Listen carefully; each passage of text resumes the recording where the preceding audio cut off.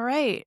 Hi, Jen. Thanks for joining me today. I'm excited to talk to you about comms team structures now that AI is here to stay. So I'd love for you to introduce yourself and tell us kind of what you've been working on recently. Yeah, sure. So I have been in comms roles and marketing roles for quite a while. And it's interesting how I've seen the evolution, everything shift. I mean, I always called myself a storyteller, and it was either in a PR capacity or helping with demand gen or customer storytelling or thought leadership or content lead. And these lines have always felt kind of blurry, but I've also, at the same time, I've seen comms and marketing kind of have their little turf wars. And it's just gotten me thinking about, thinking of comms leaders I've worked with who were incredible comms pros, crisis management, incredible writers, amazing reporter rapport. And then suddenly they became the head of marketing. And their comms teams are like, does that mean comms is becoming less relevant? Everything's shifting to content marketing now. What happened to our little turf of owned media? Um, and or in own content, and then what about thought leadership? Who owns that now? So everything's just been upended, and I saw this happening kind of right before Gen AI, and now with Gen AI, I mean, the landscape, the scheme, the whole thing has changed. The train has changed.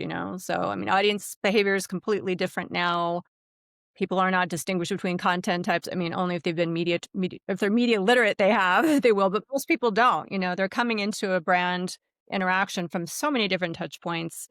So, and if a brand story risks being inconsistent, you have, traditionally marketing pushing one message and really focused on revenue, and PR focused on reputation. So very divided. And then, users are totally unpredictable. And so how are these messages supposed to map?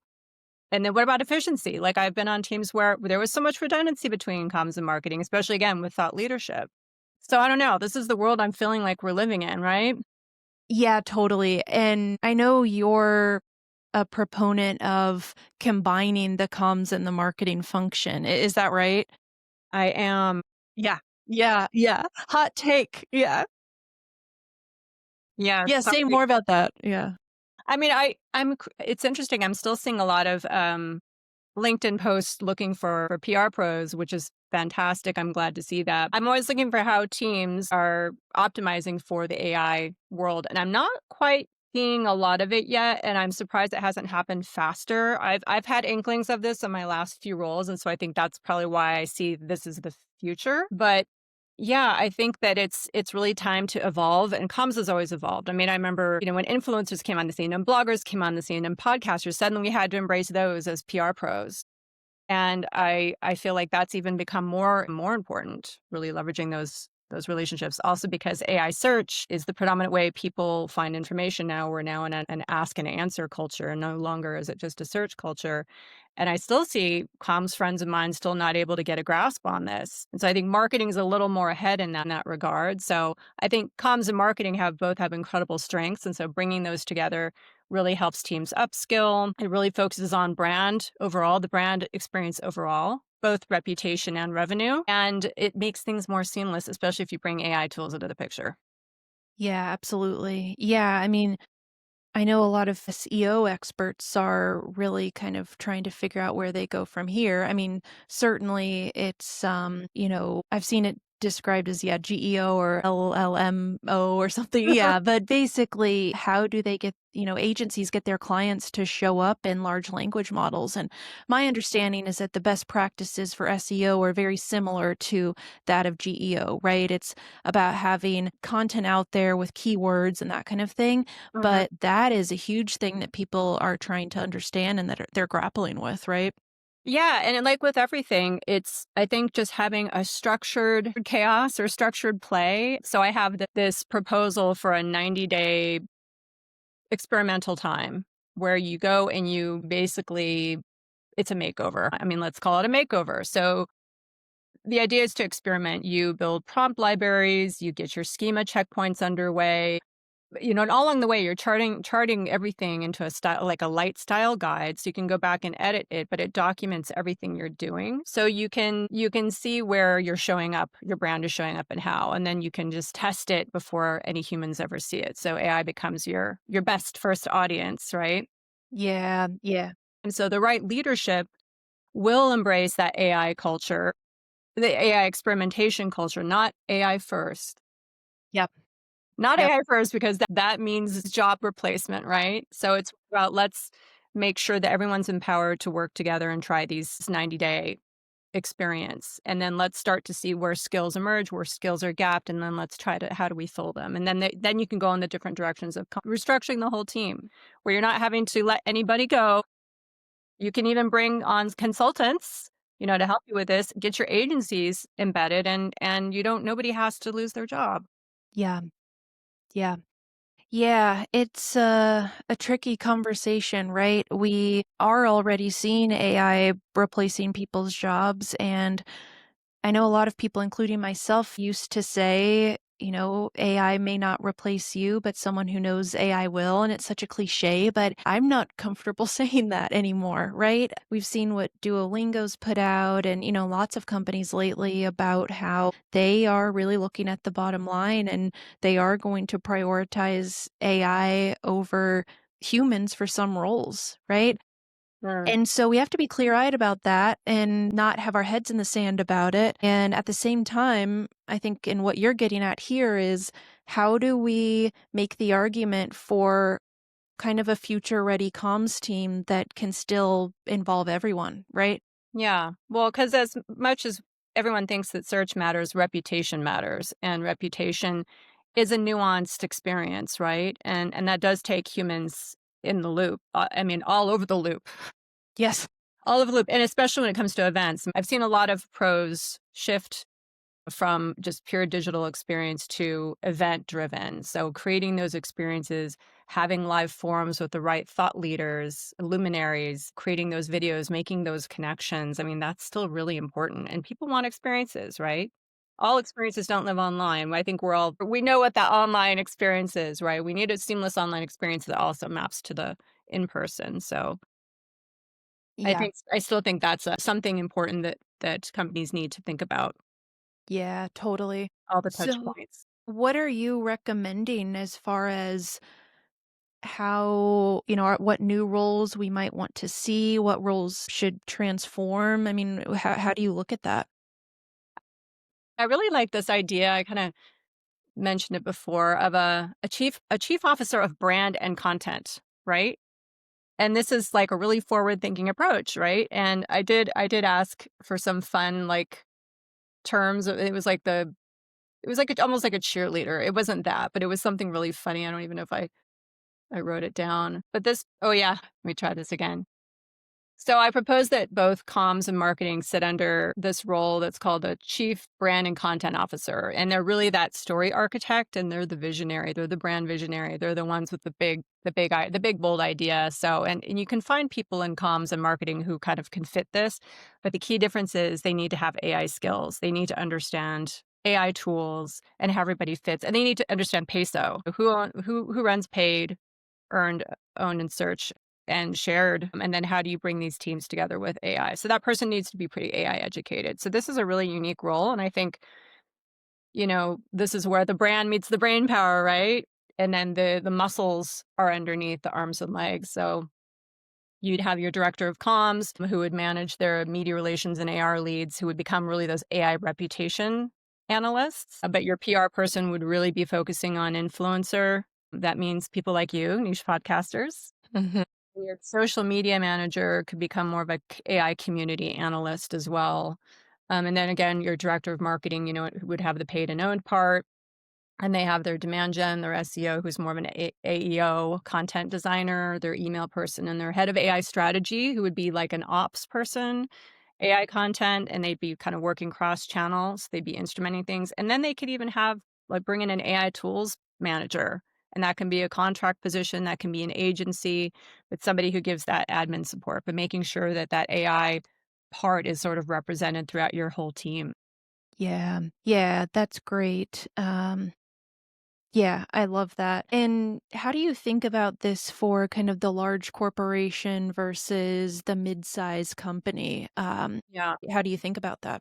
I mean, yeah, I mean, that's something that each team has to do. They have to do their audit, their skills audit. What can they bring together? There's kind of two flavors of this. I have this pretty well outlined in a guide I just published on my blog, on my website. It's called the AI Glow Up Guide for Comms Teams. So I have everything architected there. And I love feedback because this is untested. And I would love to see teams who are interested in pursuing this just kind of imagine this, feel it out, test against it and see what actually would work for a smaller team. Because obviously a smaller team, some of the roles are going to be combined.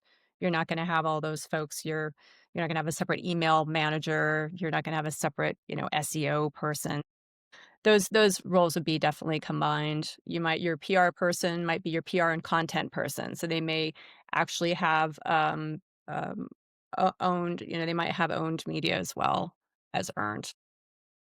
Yeah, that's great. And I love how you think about the peso model and how AI applies to each of those 4 areas. I think that's really smart. A lot of big comms teams, I don't know how you feel, but a lot of big comms teams I think can be pretty siloed to your point as far as okay, we focus or comms and marketing teams, we focus on SEO and we focus on PR and I think this is an opportunity to really kind of rethink that and see how all of these areas work together and what's the connective tissue. Yeah, even if try it for 90, try it for a quarter and see how it works, or even try it with one use case. And hey, let's share Airtable. Let's have a single Airtable where we can see all of the activity. And that's a battle I have fought for my last 3 roles. And oh man, I would love to see it all just seamless under one tool. Everyone can see what's coming down. Oh, this is a great blog. Let's turn this into to something else. Or hey, this is a announcement we have coming out. Let's have a takeover of our whole landing page and have paid,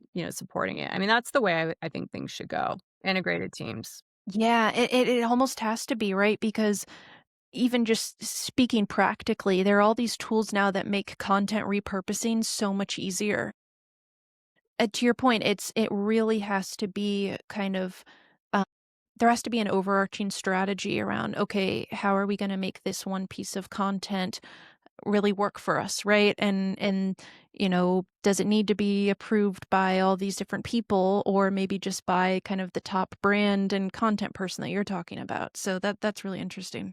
Yeah, and another thing I didn't mention, and this, I guess this is table stakes, and this is something, that's sort of native to us as comms people is editorial excellence. And that comes into the style guide, but I think there's one of these roles has to be a bit of a style police Mhm. because as we've seen, there's so much debate over copying and pasting AI outputs that for me as a reader and a writer, I just can't. I can't. And if you see my LinkedIn posts, I typically groan about this. Yeah. It's not this, it's that. It's the contrastive structure that everyone uses. And okay, the M dash, love it or hate it or use it or don't. So all of those things that make me feel like, who wrote this? Where's the human thought? And I think there has to be a rule. Maybe it's the comms lead who's the key writer. Somebody has to take on that editorial role and just make those hard decisions about what are we accepting here? And Yeah. we want to have some really excellent writing. And is that going to pull in an audience? Yeah, totally. And this blog post you mentioned is so rich. I'd love for you to talk about the new KPIs for comms excellence. I think that's fascinating. Yeah. Yeah. So, I mean, we need to stop counting press clips. Yes. I remember being obsessed with press clips, right? Yep, yep, yep, totally. Putting them in a nice PowerPoint. Yep. Yeah, I mean, the wave, and again, I would love a comms team to be like, hey, I'm going to raise my hand to try this. Start counting machine recall accuracy. How often does our brand show up in these LLMs and is it accurate? Or if we put out an announcement, where is it going to show up and how? And Google and every place. So we need to be really aware. So every LLM citation really counts. And how does it line up with your narrative? Does it accurately reflect the narrative you're putting out there? So if the models remember, you are winning. Yeah, I love that because I think some comms teams do a really good job of measuring their impact, but a lot don't, right? Mhm. And I work with a lot of communications professionals who find themselves in a position when they're looking for a new opportunity and they don't have the data to back up their impact. So I love that you're really rooting all of this in these KPIs. I think that's so important for comms. Yeah, I mean, a great press clip counts, but then how do you leverage that? How do you put paid behind that? How do you extract quotes? I mean, just we have to kind of use everything. I'm not saying do all this, but don't do what you used to do. But it's like you really have to keep that everything in mind now. And I think teams can probably come up with their own KPIs. This is just a starting point.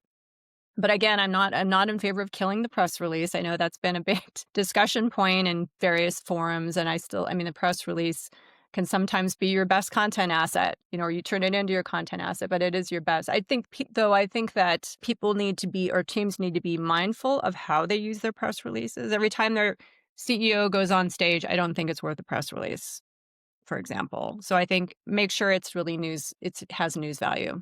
Editorial judgment crosses the writing as well as the news value. And those are the core competencies that I do worry that are being sacrificed in the AI era. Yeah, absolutely. Yeah, I like that you're not saying we need to do away with the press release because this is a more nuanced take, and I think there is a time and place for the press release and for these kind of, today we did this and next week we're releasing that. But how are we leveraging that and making sure that it's relevant? Yeah. I like this idea of these 4 practices that you laid out to lead in an AI era, 4 practices that comms and marketing teams need to adopt. Could you kind of walk us through each of those, and give us kind of your thoughts and why they made this list? Yeah, I mean, it's a lot of what I talked about before. So working in harmony rather than parallel silos, as we talked a lot about. And again, don't compromise. You need to be AI search ready, but don't compromise the human story. I mean, that's tantamount. So having the good editorial guidance, good writing, great stories, human first stories. Do away with the AI copy and paste, please. Mhm, yep. And then come up with those interesting KPIs and share your tools, use the Airtable, look at how your blog is performing. Do you need to put paid behind that? For example, do your social posts, have enough, real news behind them? So coordinate with PR, all of that. Have one dashboard to kind of monitor everything and build those success metrics across traditional boundaries, as I said. And then, but the most important thing is that, reimagine your team structures with AI literacy is the core competency or the core skill. So you want to make sure that everyone has the opportunity to learn. Pair maybe a more seasoned PR pro with like a junior team member who may be more AI savvy, and that's a great way to build skills on a team too. They can learn from each other. I would say, yeah, the two in the box. Yeah, totally. Kind of that reverse mentorship is a good approach here. How do you look at AI literacy for teams? I mean, what do you think are the kind of must-haves or must-knows for kind of foundationally for a marketing and comms team? So I think having a really good for me, it all starts with the style guide, making sure that everybody has weighed in on a style guide. How are you calling things? How are you spelling things? How are you referring to things? What is this? What is your org culture embedded in the style guide? What's your tone? I mean, it has to be all kind of canonized and sanctioned in this body of work. I think before you really start running with it, otherwise AI will come up with anything.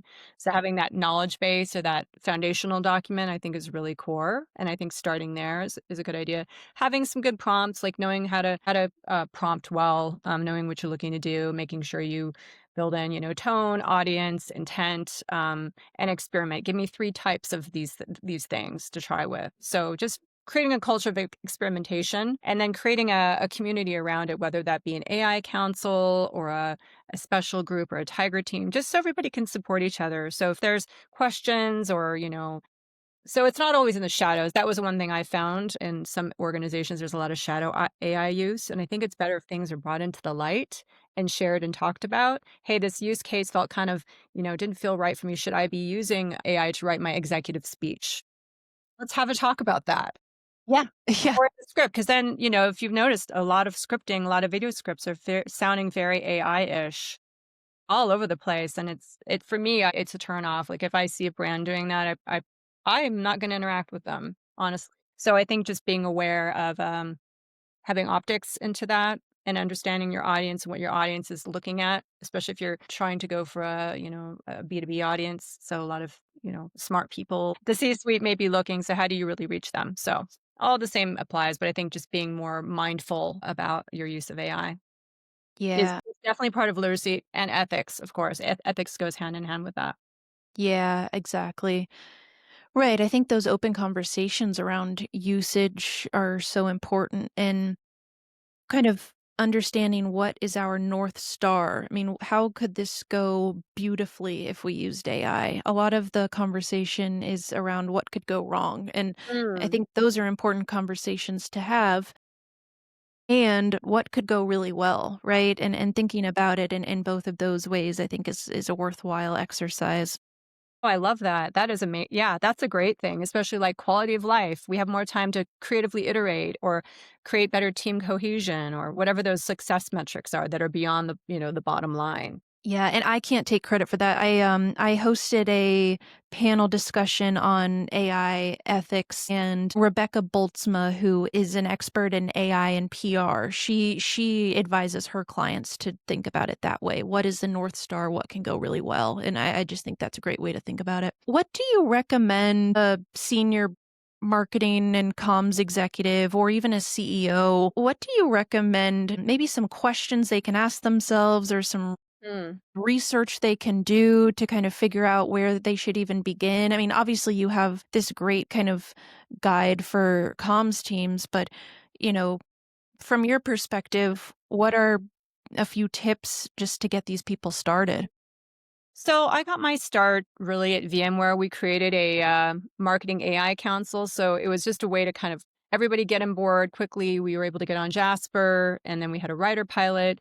We all got trained in AI, piloting AI for marketers by the Marketing AI Institute. So I would say go and join one of those courses. There's plenty out there. The Marketing AI Institute is fantastic. I would start there. I think they're the kind of longest running organization in the game, and they have like an executive focused newsletter where you can get quickly up to speed on all of the AI happenings. And I just think they bring a level of level-headed culture and awareness around AI and what this means, what kind of impact there is. So I like their tone and their approach to things very much. So I think it started there, and then just really think about how can we empower our people. How can we have a people first, human first, AI optimized culture as opposed to just a AI first culture? I think that's the way to start. Yeah, I agree. And so much of this for leaders is around change management, Mhm, right? And mhm. making sure that team members feel somewhat comfortable as these kind of tools get introduced, and making sure that not only are you handing over kind of the training and the instructions on here's how to use this tool effectively and we've all agreed on that and what these use cases are, but recognizing that different team members are going to have completely different mindsets and comfort levels with Mhm, AI, right? Some people are threatened, some are intimidated, some are really excited. And that's important for leaders to recognize. mhm, Eh, The AI, the term in and of itself, can trigger a lot of people emotionally, kind of in positive and negative ways. And a lot of times both, right? And so being aware of that as a leader, I think, is extremely important. I mean, that's something that an internal comms team could really help support a leadership with is really understanding the sentiment of the teams, right? And doing that survey work up front. Yes. But then just, that everybody has to know it is the future, it is your job, it is going to be part of your job. So how do you get ahead of it? So I think just installing like an enthusiasm, lots of learning opportunities, lots of positive energy around it. And then again, those kind of supportive cultures, the council model or whatever, I think is really nice to have. Yeah, And you don't feel totally. alone. You don't feel alone. You can always it's a lot of peer support. Yeah, absolutely. Where do you hope to kind of take this approach and this guide? I know you said it's still untested at this point, but Yeah. what is kind of your hope and dream for this? So I am testing it out with a couple of more groups this summer, hoping to teach it to some executives and have them just put themselves in the position of let's make over our team. Let's try a team makeover. And just as an experiment, right? And what would it look like? And sort of visualize, imagine, feel it out with all your senses. So I think just starting with that model that I proposed and then adapting it for a larger organization or a smaller one. So I would love for anybody out there who's really thinking through this and wants to have a container to practice to reach out and let's try to set some hours, some time up to work through it. Yeah, that's great. Well, thanks Yeah. so much, Jenn Clemente, and people can find you on LinkedIn, right? I'll include a link to this blog post for sure in the notes. And yeah, thanks so much. This is great. I think this is really important work that we need to be doing, and it's a tough needle to thread. There are a lot of emotions around this, but we can't ignore it. It's not going away. So I appreciate your engagement with the topic. Yes, my pleasure. Hey, but comms is constantly evolving. Let's remember that we survived the internet. As I Yeah, told right. former CCO, we can do this too. And Totally. we can come out even better. Totally. Absolutely. Yeah. Well, thanks so much. That was great. Thanks, Natalie.